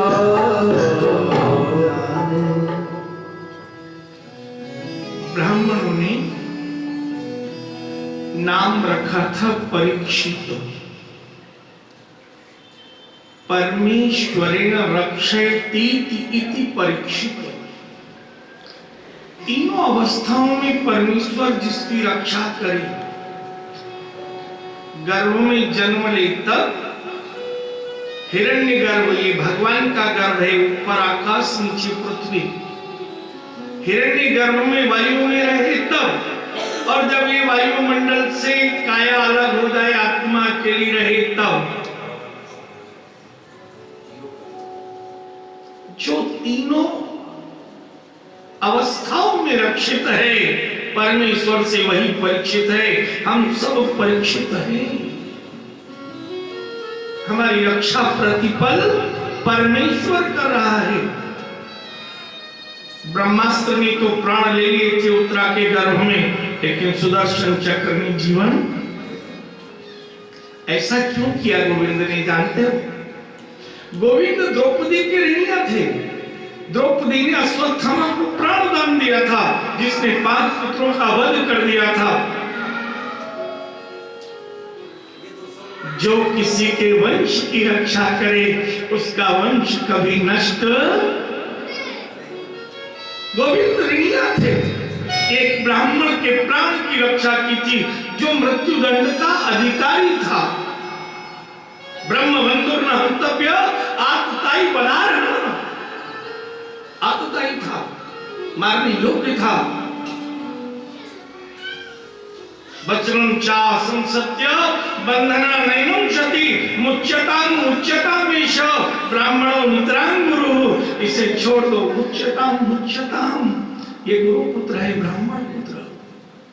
कृष्ण देख रहे थे, वाह बहन द्रौपदी, आज मैं गर्व से कह सकता हूं मैं द्रौपदी का भाई।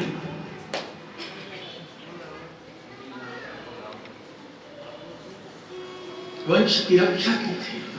सप्तद्वीप पृथ्वी के राजा बने। कभी कभी भेष बदलकर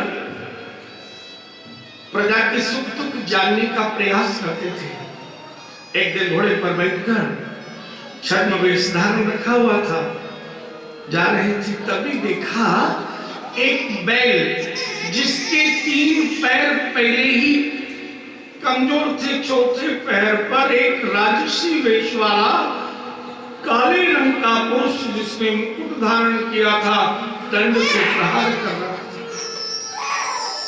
वो वृषभ बैल रंभा रहा था। एक गौ रुदन करती हुई, रंभाती हुई साथ चल रही थी। परीक्षित जी ने विचार किया, मेरे राज्य में बैल तो धर्म का रूप है, और धर्म पर प्रहार। छद्म वेश उतार दिया, खड्ग हाथ में ले लिया। मैं तुम्हें मृत्यु दंड दूंगा।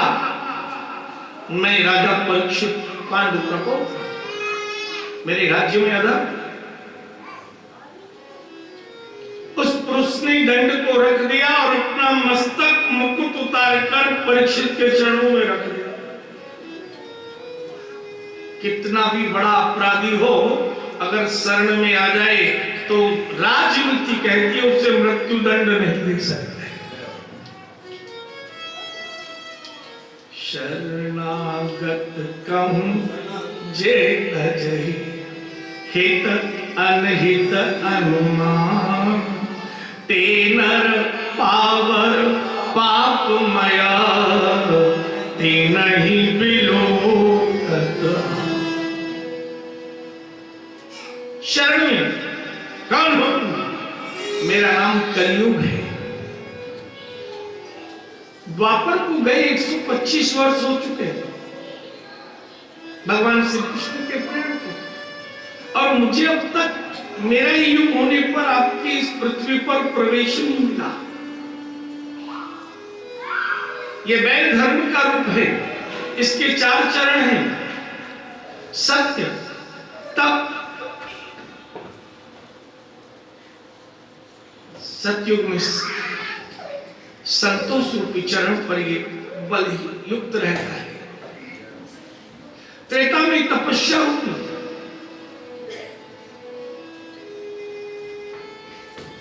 द्वापर में दया रूपी और कलयुग में सत्य रूपी चरण इसे प्राप्त हुए। तीन चरण तो इसके कमजोर हो चुके हैं, कलयुग का आरंभ हो गया है, पर इसका चरण इतना प्रबल है, मैं उस पर दंड का प्रहार कर कमजोर कर रहा हूं, मैं सत्य पर प्रहार कर रहा हूं।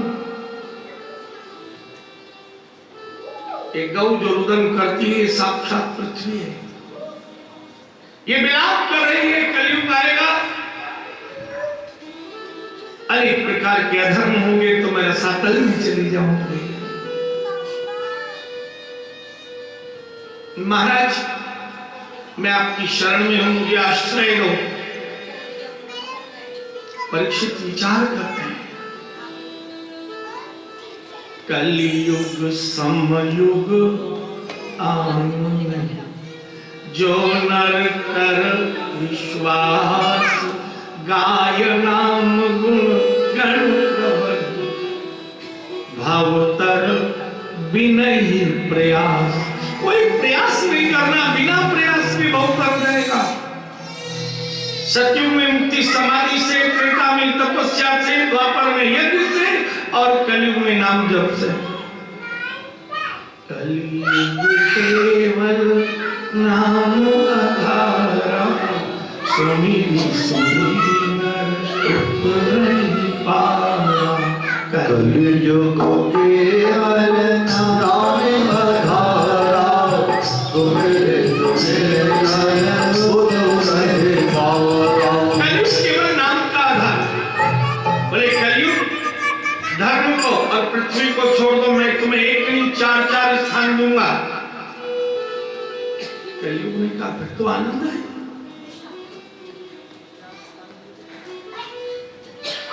धर्म को और पृथ्वी को छोड़ दिया, कलयुग समक्ष में आ गया। राजन मुझे चार स्थान दीजिए। द्यूतम पाणो स्त्रिय सुनाम यत्रा धर्मस् चतुर्विध। चार स्थान मिले। पहला स्थान जहां जुआ खेला जाता हो, वहां कलयुग का निवास होगा। बेईमानी साथ रहे। मदिरा पी लेगा, उसकी काया माया मन सब में प्रभाव रहेगा। जुआ खेलेगा केवल मन में, और मदिरा पिएगा तो मन और काया। स्त्रियां जहां ईर्ष्या करेंगी, एक दूसरे की बुराई करेंगी, वहां भी कलयुग का निवास। और जहां चोरी की संपत्ति होगी, उसमें भी कलयुग का निवास। कलयुग ने कहा महाराज फिर तो मुझे प्रवेश ही नहीं मिलेगा। आपके राज्य में सत्य की पृथ्वी में ये चारों ही काम नहीं होते। कोई जुआ नहीं खेलता इसलिए कि आपके दादा जुए में दादी को हार गए थे। पांचों पांडव द्रौपदी को हार गए थे, इसलिए। मदिरा भी कोई नहीं पीता, क्योंकि मदिरा का आरंभ होता है शान में पीते और शमशान तक पीते हैं।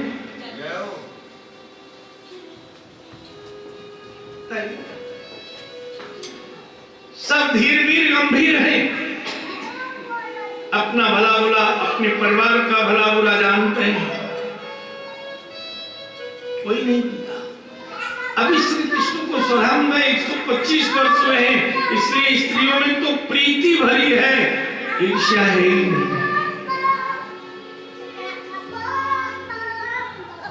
और जब तक प्रेम रहता है ना, तो सबसे बड़ी शक्ति अगर संसार में है तो वो है प्रेम।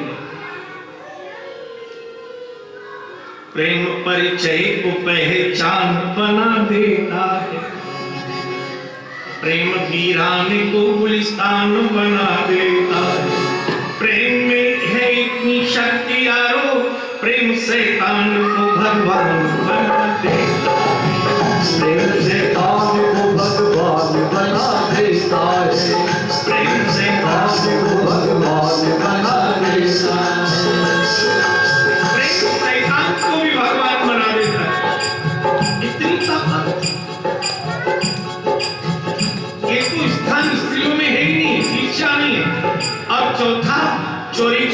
करता। जितने दरिद्री होते हैं आपके माल को उस खजाने से उनको मिल जाता है। या बहुत से वैश्य परिवार कथा सुन रहे हैं। पहले अग्रसेन जी ने एक नियम बनाया था, अगर कोई गरीब होता था तो सारे वैश्य मिलकर उसे 1-1 रुपया और 1-1 ईंट देते थे। उसका मकान भी बन जाता था और मकान में आपके राज्य से इतना धन मिलता है। हमारे इस भारतवर्ष में पिछले कुछ वर्षों से दरिद्र नारायण को भोजन मिलता है। राशन कार्ड लिखा हुआ, ये राजा का धर्म है। कोई भूखा न सोए प्रजा में, कोई दरिद्री न रहे। तो आपके यहाँ कोई चोर भी नहीं, आवश्यकता के कारण चोरी करता है व्यक्ति। और मैं हूं कलयुग, मुझे तो काया में स्थान चाहिए, कर्मयुग हूं। पुनरपिया चुमानाय जातरूपमदात् प्रभु ततोन्नतं मदं कामं रजो वैरं च पंचमम्। 5 स्थान पुनः दिए, 4 काया में और 1 माया में। बोले काया अकेली नहीं, माया के साथ ही काया चलती है। पहला स्थान दिया अमृत झूठ बोलने में। पहला स्थान है कलयुग का, सत्य बोलोगे कलयुग आरंभ हो जाएगा। एक झूठ को छुपाने में दूसरे पर।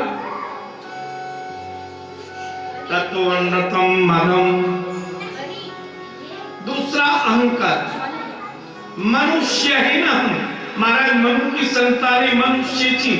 थोड़ा सा धन आए तो अपने आप को धनवान समझ लेते हैं, थोड़ा परिवार बढ़ जाए तो बलवान समझ बैठे हैं, थोड़ी शक्ति आ जाए तो पहलवान समझ लेते हैं, थोड़ा पढ़ लिख जाए तो विद्वान समझ लेते हैं, पद मिल जाए तो पदवान, सुंदर रूप मिल जाए तो रूपवान, सुंदर जाति मिल जाए तो जातिवान। ये 8 प्रकार के मद हैं।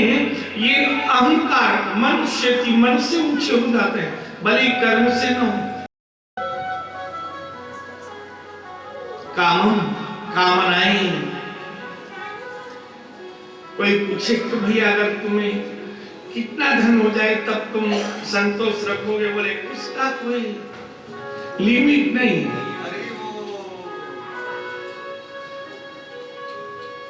भैया आयु की लिमिट है, भोजन की लिमिट है, इतना ही खा सकते हो, उससे ज्यादा नहीं। तो संपत्ति की लिमिट भी बना लो। बस बोले वही मत कहिएगा। हम जब शादी किए थे तो 100 रुपए तोला सोना था, अब 50,000 रुपए है। अब आपको लिमिट बताएं और हम और ज्यादा जिए तो फिर क्या भूखा ही रहना पड़े।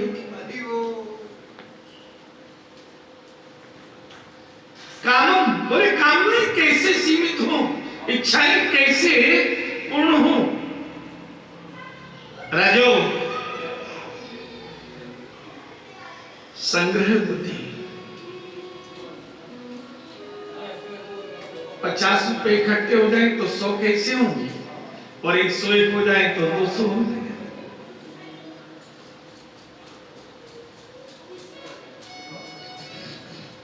वैरम, शत्रुता। जहां शत्रुता होगी वहीं कलयुग का निवास होगा। एक दीवार के पीछे लड़ाई होती है, बोले ये दीवार मेरी है नहीं तुम्हारी है। दीवार वहीं खड़ी रहती है, लोग आते और जाते रहते हैं और मुकदमे चलते रहते हैं।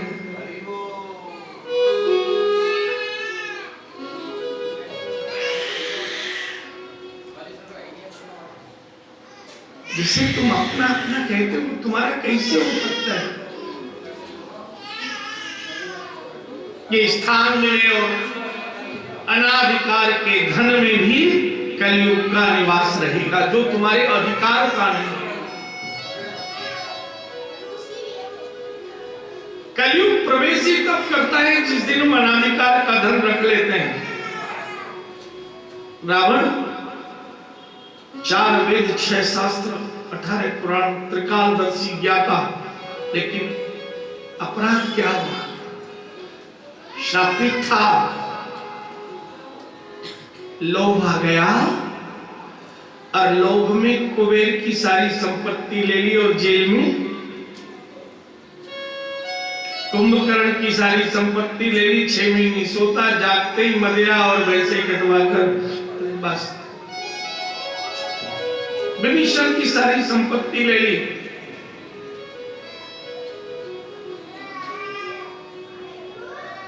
इतना शक्तिशाली था बाली, 6 महीने कांख में रखा रावण को, लेकिन अपराध हुआ सुग्रीव की सारी संपत्ति।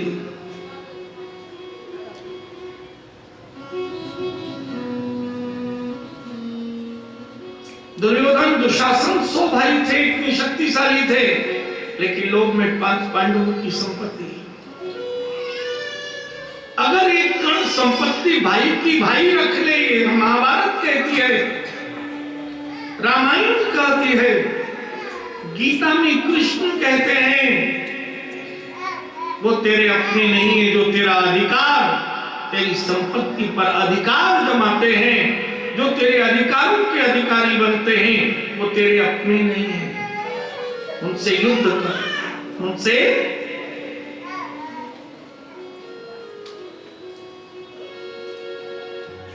तो पहला तो धर्म कहता है कि भाई बहन का धन भी गलती से ना आ जाए।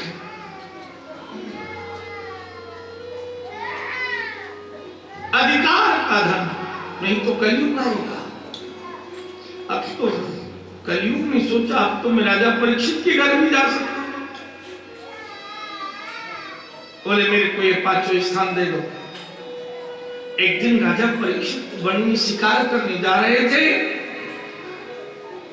अपने कोषागार में आए और वहां बड़ा सुंदर एक भव्य दिव्य मणिजनित मुकुट देखा।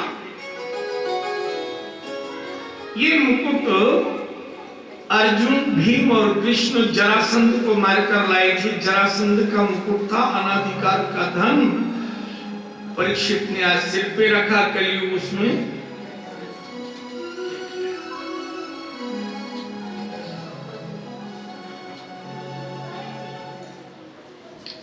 दोपहर तक शिकार किया, अनेक प्रकार से कलयुग बैठा ही था। बड़ी जोर की तीव्र भूख और प्यास लगाई। कलयुग का प्रभाव देखिए, जहां कर्म पवित्र होना चाहिए वहीं कर्म अपवित्र हो, जहां श्रद्धा होना चाहिए वहीं ईर्ष्या होगी। एक पर्वत पर चढ़कर देखा, एक कुटिया दिखाई दी, कुछ वृक्ष लगे थे, पक्षी उड़ रहे थे। बोले वहां जल जरूर होगा, भोजन के फल भी होंगे।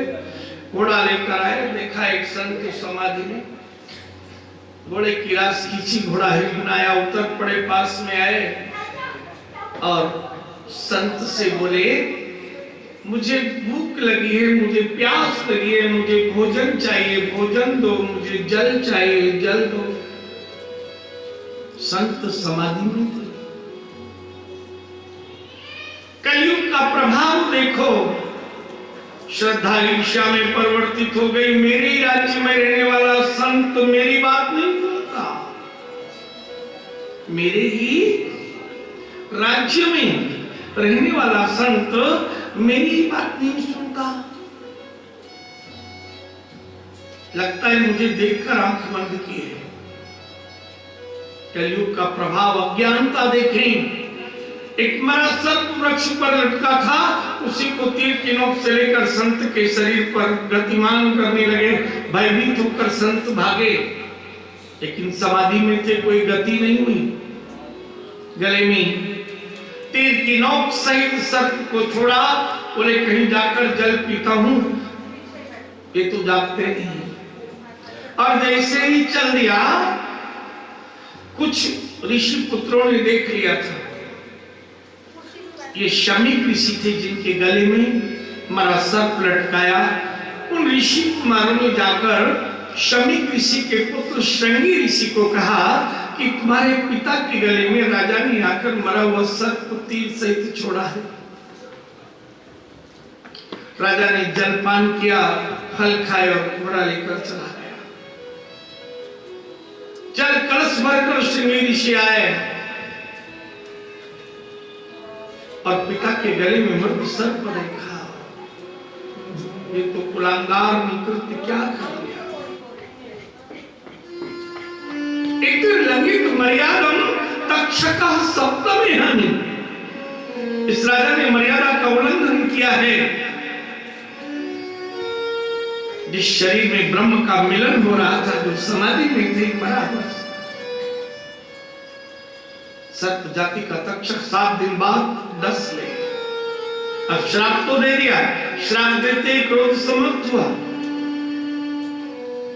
संत हृदय नवनीत समान।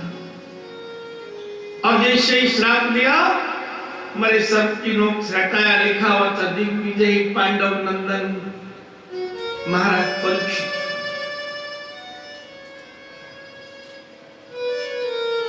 जल के कलश से पिता को स्नान कराया। पितरम भीक्षु, पिता को देखा, मुक्त कंठ रोध, मुक्त कंठ से रोना आरंभ कर दिया। समाधि पिता की टूट गई। जब अपनी पुकारते हैं तो नींद भी टूट जाती है और समाधि भी। अभी कोई बहन या कथा सुने और बच्चे को नींद आए, बगल में सुला दे, कथा सुनते में अगर बच्चा रोएगा तो वही सुनेगी और किसी को सुनाई नहीं आएगी बच्चे की आवाज को, तो वो शरीर से यहाँ थी पर चित्त तो वहीं था। उठेगी और बच्चे के पास पहुंच जाएगी। आज पुत्र रोया मुक्त कंठ से, पिता जागे और पिता ने सारी अपने दुख का कारण व्यथा बताई। स्वामी ऋषि ने कहा, पुत्र तुमने ठीक नहीं किया। राजा तो धर्म का पिता होता है। वेद कहते हैं 5 पिता होते हैं, जन्मदाता ही नहीं। जिसने जन्म दिया है वो तो काया का पिता है। परमात्मा धर्म के पिता है। प्रकृति धर्म की पिता है। राजा धर्म का पिता है, सारी व्यवस्था करता है। बाढ़ आ जाए तो कैसे प्रजा बचे। किसी के घर में दुख आ जाए, आप देखते हैं किसी के घर में कोई नहीं रहता तो हमारे मंत्री आदि सब, कोई 1 लाख रुपया, कोई 2 लाख रुपया, कोई 5 लाख। भाई तुम्हारे घर अब कमाने वाला एक था, वो चला गया, इसलिए तुम इतना रुपया लेके संतोष कर लो, अब अपने आप कमाए। और उत्तर प्रदेश में तो अभी योगी जी ने एक और कि जितने लोग कोरोना में नहीं रहे उन बच्चों को पालते हैं, उनके नाम बैंकों में एफडीआर की गई है। उस ब्याज से उस बच्चे का एक खर्च वहां के एसडीएम लिखते हैं कि मेरे राज्य में 10,000 बच्चे हैं, उनको कैसे कपड़ा मिले, कैसे भोजन मिले, जिनके माता पिता दोनों गैरों का पालन करते। ये राजा का धर्म है, धर्म का पिता है राजा। ऐसा करो पुत्र, जाकर राजा को बता दो तुमने श्राप दिया है, कि ब्रह्म श्राप से कोई बचता नहीं है।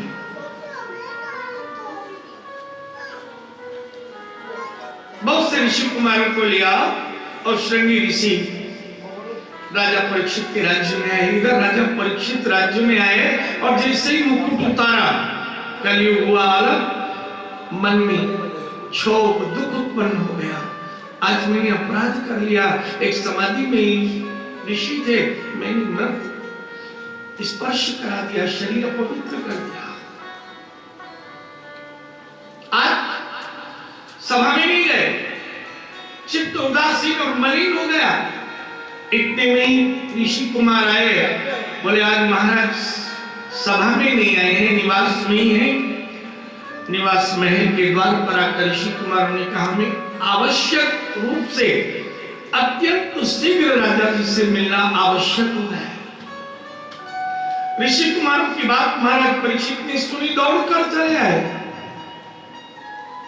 चंदन वंदन अभिनंदन किया, ऋषि कुमारों को आसन दिया और आगमन का कारण पूछा। श्रृंगी ऋषि ने ऋषि कुमारों के मध्य में खड़े होकर कहा, राजन आज आप मेरे पिता के गले में मेरा सर छोड़कर तीर की नोक से आए थे और मैंने आपको क्रोध में श्राप दे दिया है, 7 दिन बाद तक्षक आपको डसेगा। राजा को सुनकर क्रोध नहीं आया। राजा ने खड़े होकर नतमस्तक होकर चरण